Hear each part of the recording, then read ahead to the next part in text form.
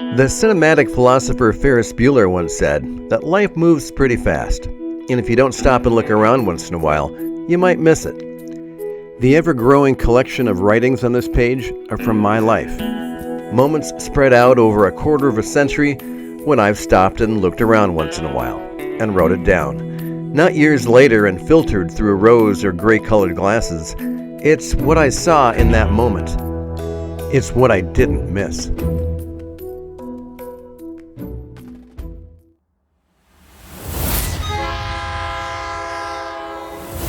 The Stoic Stare.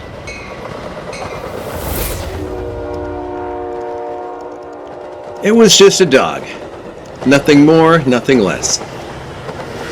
Its coat was brown and white and shaggy, in need of a good brushing, but not remarkably so. Even from a distance I could hear the jingling of the ID tags hanging from the faded leather collar encircling its neck. Its gait was quick and purposeful, its eyes clear and fixed straight ahead, its long, bushy tail hanging motionless and limp. Despite the cool nip in the early morning air, it was panting, a long tongue drooping lazily out of the left corner of its mouth. Yep, just a dog. Nothing more, nothing less.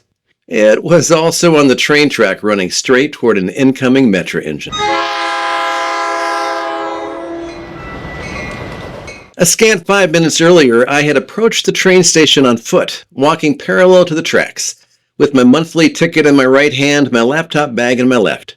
I'd glanced back out of habit to catch sight of the distant, unblinking light of the next arriving train from the south, about 5 minutes away to my experienced commuter eye, when an unexpected movement interrupted my daily routine. Another train light loomed ahead of me from the north, only half as far as the other train, but it wasn't the train that interrupted my routine. It was the woman, dressed in khakis and a blouse so bright that it made my eyes squint. She was on the tracks moving away from the crowded platform. In itself, that was nothing unusual, but she was also yelling and waving her arms and purse in the air. My attention captured, I angled over to check it out. "Get out of here," she yelled, but not at me. "Go, go!" And there, crossing the tracks in front of her, was the dog. It moved directly away from the woman, 10 feet in front of her, glancing back like a calf at the cowboy corralling it against its will. The woman appeared flustered and frustrated, with a little glint of fear in her eye, but she looked determined as well as she continued her solo roundup. Finally, the dog reached the ledge of the platform and they both hesitated. The woman, because the southbound train was getting closer and louder, and the dog, well, because it was a dog and the platform wasn't where it wanted to be.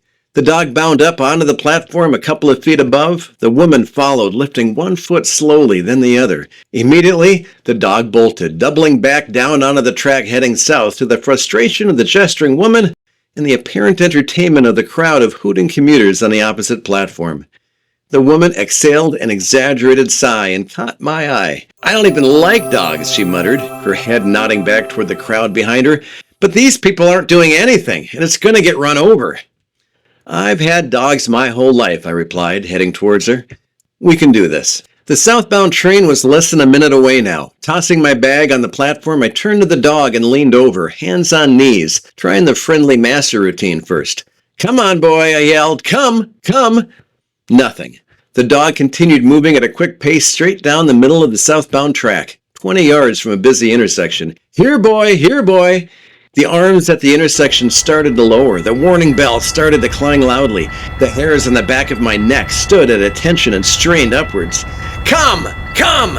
Nothing. "Get! Get!" No response. I was yelling anything now, hoping to fumble onto a familiar word the dog's owners might have used. Still, no reaction. I whistled and stomped my feet. Nothing. Noise surrounded me now, yelling, stomping, whistling, the clanging of the warning bells, the roar of the incoming engine's horn and brakes as the engineer laid into each over and over, trying to save not only the dog, but his own dreams that night, no doubt. The dog must be deaf, I thought to myself as the engine bore down on it. The brakes screeched at the engineer's effort. 30 feet, 20, 10. There was a shriek and groan from the opposite platform, and I sensed the crowd turning as one, shielding their eyes from the carnage to come. And then above it all came one more yell, a guttural roar that rose above the others, deep and low and angry sounding.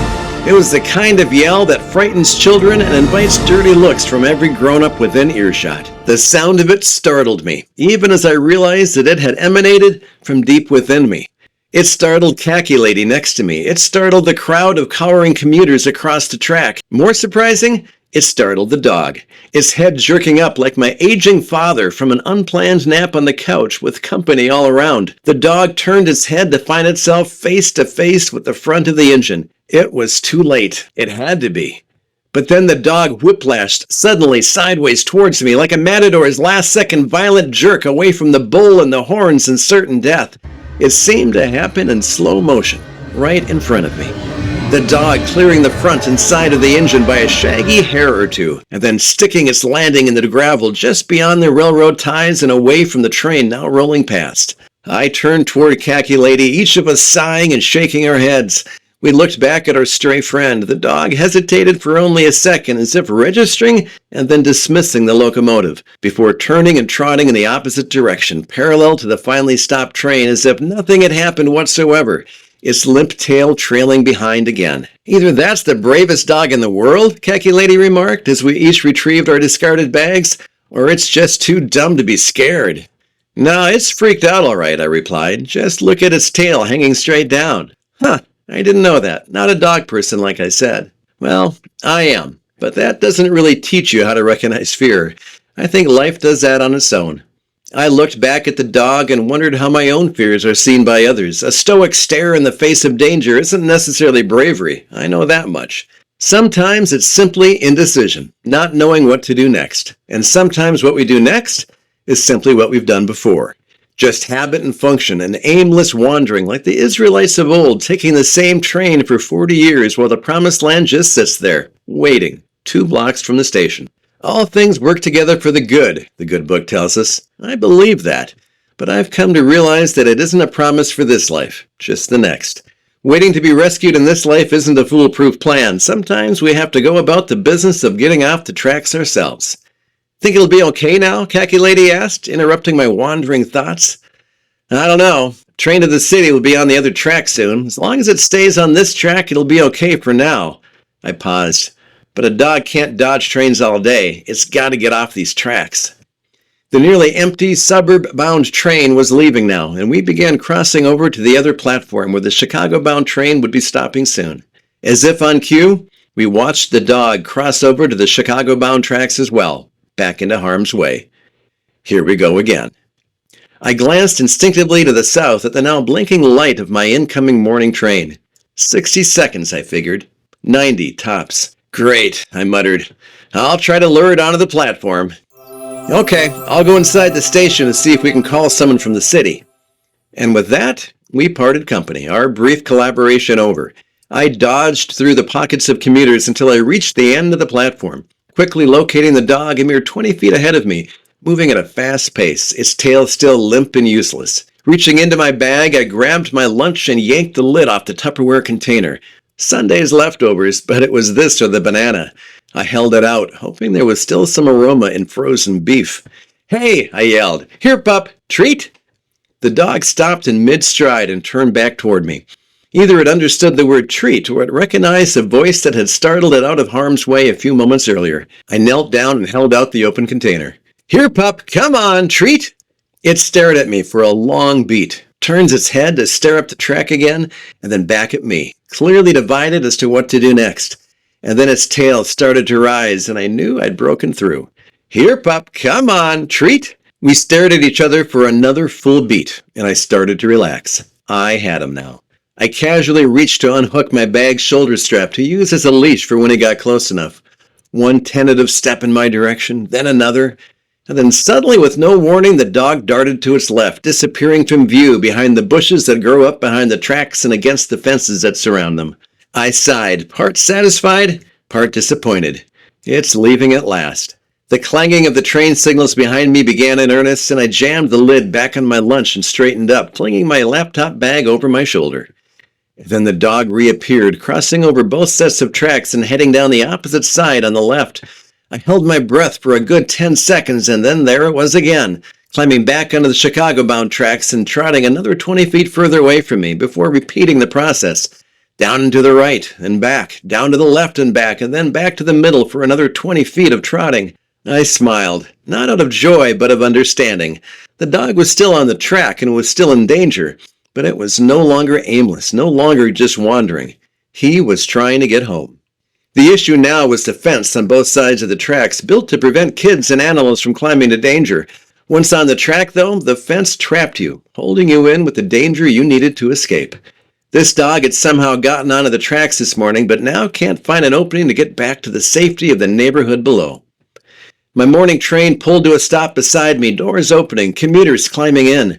I stood there watching the dog repeat the cycle one more time.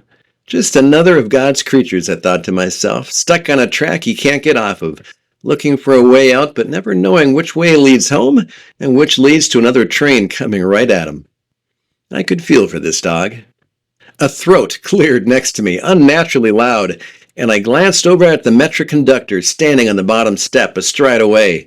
He cocked his head and raised an eyebrow. "Coming with us this morning?" he asked, with just a hint of sarcasm, as if I had no choice in my own daily wanderings. Taking one last look at the dog, now a good 50 yards ahead of the train, I hesitated for just a second. "Yeah, I think so," I smiled. "I think I will." I climbed aboard and crossed from the vestibule into the very first passenger car, finding an empty spot next to a middle-aged man.